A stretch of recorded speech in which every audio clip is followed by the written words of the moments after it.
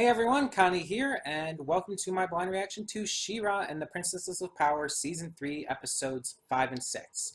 So, yeah, we're doing the final two episodes of She-Ra Season 3 here today, and the reason for this, you may have noticed my video earlier regarding the new no schedule experiment. Well, if you haven't seen it, to put it simply, for now until at least next week on Thursday, so a little around a week and a half, we are going to be doing no schedule on the channel.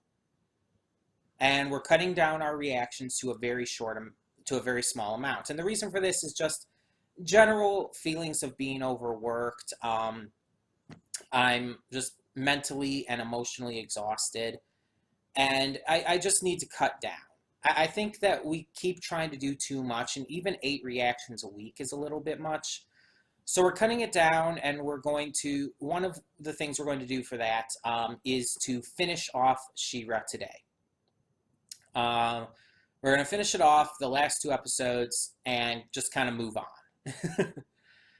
on. But yeah, I'm excited to see what we got in store for this these next couple episodes. Because last we left off, Catra basically fucked everything up. Because of her abandonment issues and just, well, issues in general, Catra flipped the switch against Entrapta's warnings, against Adora's warnings, against everything, and opened the portal. And I have no idea what's going to happen here. Because my initial thought would be that everything gets fucked up.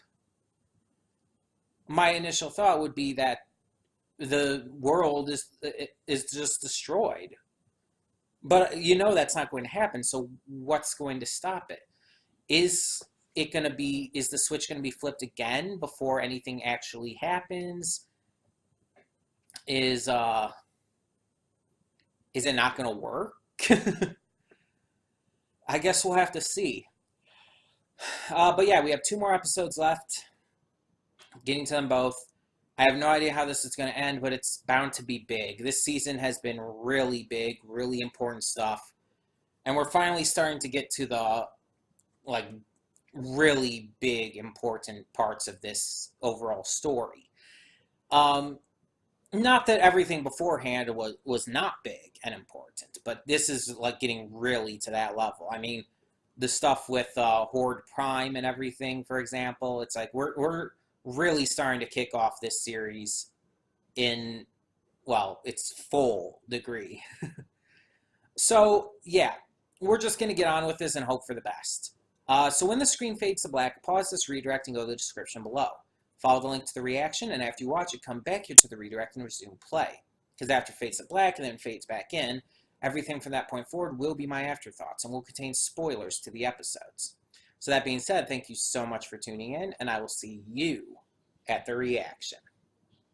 And we are back, and we'll begin with spoilers in 3, 2, 1, now. Before anything, Micah is voiced by Daniel Day Kim. Who is Hiroshi Sato from Legend of Korra, and that's amazing. He was also in an episode of Avatar: The Last Airbender as General Fong, so there's that as well. But either way, fuck.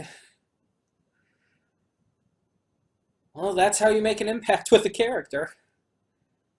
I said it before, obviously going to say it again here. The act of self-sacrifice is the greatest display of love anyone can commit. It's the biggest showing of true, unadulterated, unconditional love. And with Angela sacrificing herself to put things right, not only does it wrap up a great character arc for her that shows how just she goes from this overly strict parental figure at the beginning to a in-depth character with a lot of emotional tyings to who she is and everything she's done and everything she hasn't done.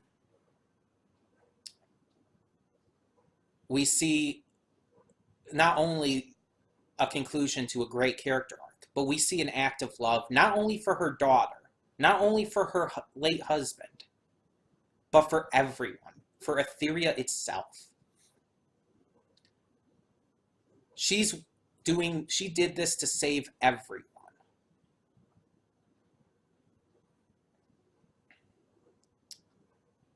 And I mean, it's the greatest thing she could have done. I just feel really, really bad for Glimmer, though. Like, now she's lost both her parents.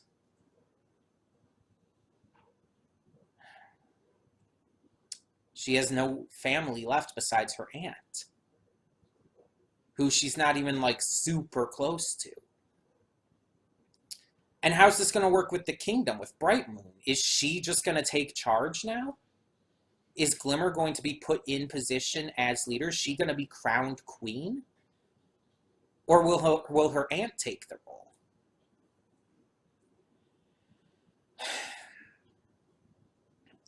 On top of this, after everything's put right, we see Hordak and Catra retreat. Presumably, Entrapta ends up returning to the side of good. I'm going to assume that for now. And speaking of Catra, this did close out another character arc for Adora. Adora's fear, her hesitation when it comes to Catra, when it comes to not wanting to fight her former friend, not wanting to get into those acts, with it holding her back in their battles, in their confrontations, all of that, it's done. She's done holding back. She's done letting their past control her. She's done. That glare she gave Catra, which actually seemed to legitimately frighten Catra after everything was put right, that glare spoke volumes. She is done holding back. When they come into blows again, because you know they will, she is not going to hold back. She is not going to go easy. She is going to treat Catra like an enemy. And that's good. That's progress. That's important. Hordak seemed upset, but he agreed to leave. And we got a glimpse at Horde Prime. We only really saw his arm, but still. We got a glimpse at him and his armies. And so I think my theory that Horde Prime is going to be the true final villain definitely is still holding fast. And I think it's still going to go in the route to where first we have Shadow Weaver, then we're going to have Catra, and eventually I think even Hordak is going to team up with our heroes to take on Horde Prime. I honestly believe that. I think that's even stronger now. But yeah, so the only way that they had to fix this, that Adora had to fix this, was to go back to where she first began, where she came to Etheria. The portal she first came to. That's where the sword was. And that's where Angela sacrificed herself to get it back. But before that, we saw all kinds of world glitching shenanigans happening, things being erased, people being erased. And at first, only Adora and Scorpia saw anything wrong with what was going on, but then eventually others started to see as well. And it's like, this season has so proven the fact that Adora and Catra are not good for each other. It is such a toxic fucking relationship. Like, it would never work out. The idea of their ship is terrifying. It's not right. Shipping them, it would be... I'm trying to think of a comparison. I mean, for those who watch MLP, It'd be like shipping Twilight Sparkle with Tyrek. It doesn't work. It doesn't make sense. Granted, obviously, Tyrek is much more legitimately evil, while Catra's just blinded to the truth and everything and damaged by her own abandonment issues and shit. Um, which is why I still think Catra has a very high chance of being reformed at some point. But yeah. Yeah. It will not work. It would just be so fucking toxic. There's nothing to really say otherwise. There's nothing positive you could say about their relationship. It's so bad. And I'm not just saying that because I ship Adora with Glimmer. It is such a fucking bad relationship. The proof is right there. It's just, it's like the show is trying to tell the viewers. It's like the people writing the show are trying to tell the viewers, stop shipping Catradora. It's not a good ship. They're toxic. It's bad. Stop it. It's like the writers are trying to tell the fans that. It's like they're trying to hammer that in.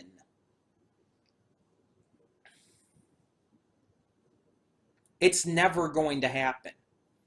Even with Catra, again, I still believe she's going to be redeemed. Even with that, though, it's not going to happen. They're not right for each other. And pairing them together, if the show did, would be such a massive, horrible mistake. Not only from a writing perspective, but it would be a horrible thing to show. I mean, just to have those two end up together would be absolutely horrifying.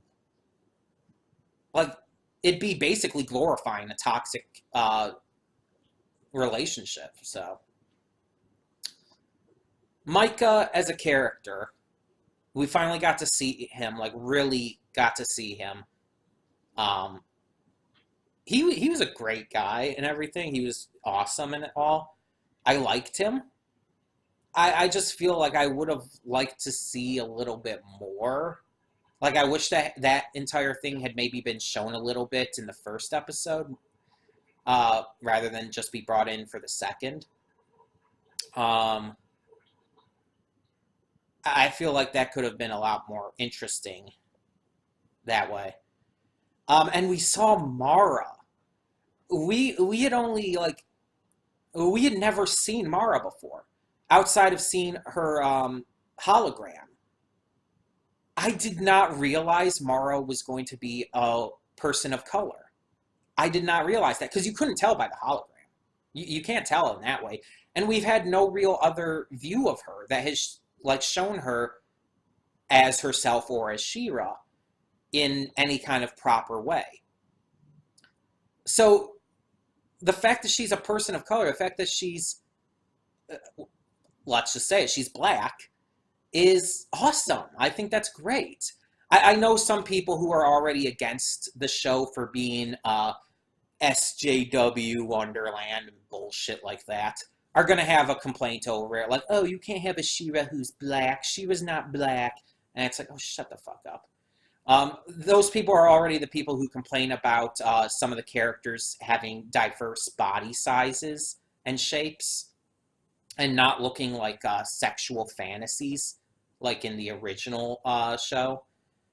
But yeah, it's ridiculous. But you know, some people are going to complain about it. I think it's amazing. I think it's awesome.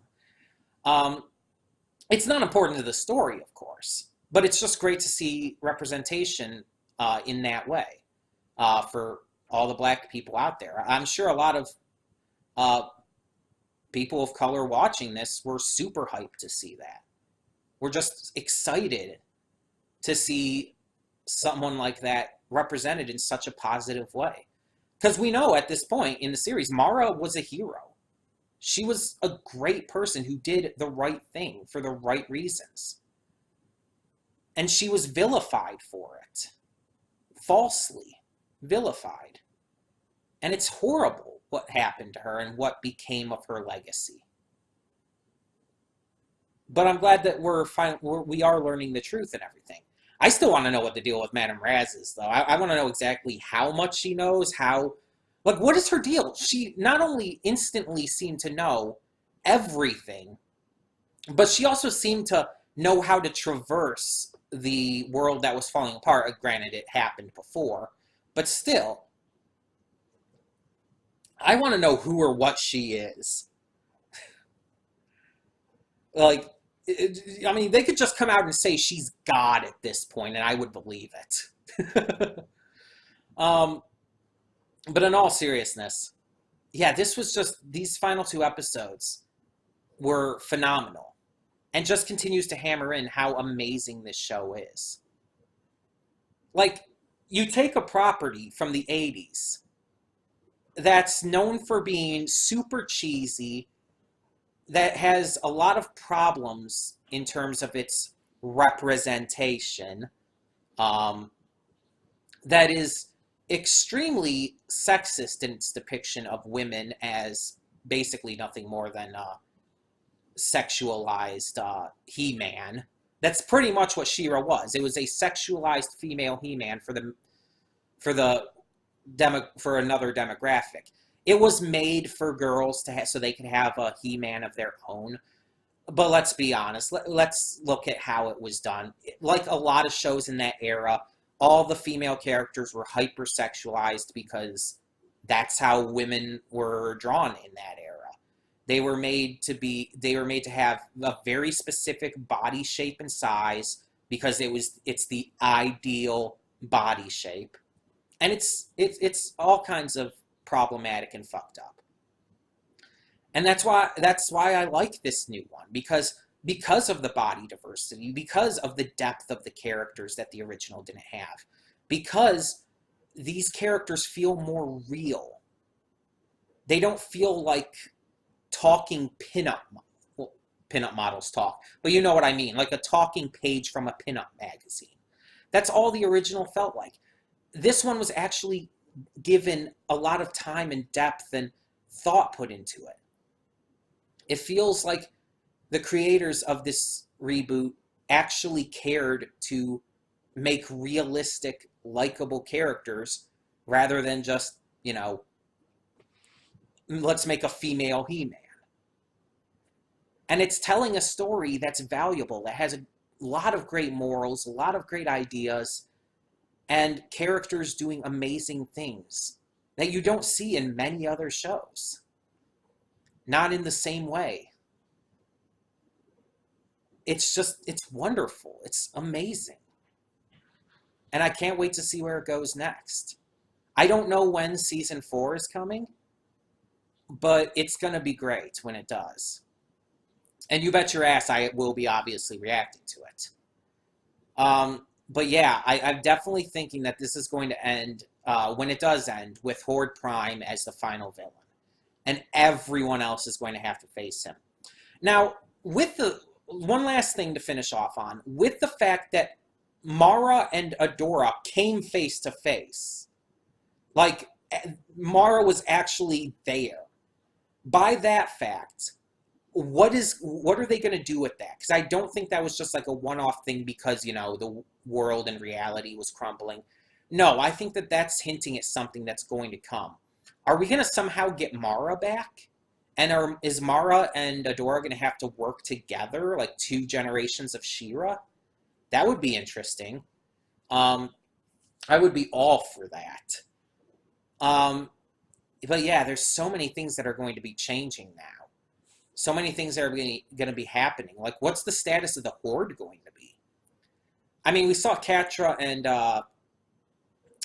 and Hordak running off, but are they going to still be in control of the Horde, or is the Horde going to be disbanding? There's just so many questions. Is it just going to be in chaos because those two maybe leave? And without again, I assume Entrapped is going to be going back to the side of good, and so without Hordak, because she didn't go with Hordak, it was only Hordak and Catra. So without that, is Entrapped without Entrapta, obviously Hordak won't be able to build the portal again. So it's going to just be leading up to, I guess, Horde Prime building a portal and coming through from his end. That's what I can guess, at least. So there's a lot that we have to look forward to. I really can't wait. This is amazing. But tell me in the comments below what you thought of these final 2 episodes of She-Ra and the Princess of Power Season 3, and thank you so much for tuning in. Hey everyone, Connie here, and thank you so much for tuning in to today's video. If you want to check out any of my social media links and more, please check them out over to the side. And if you have any comments, questions, concerns, please leave those down below. In the meantime, though, thank you so much once again for tuning in. For now, I'm Connie, and I'm signing off. See y'all next time.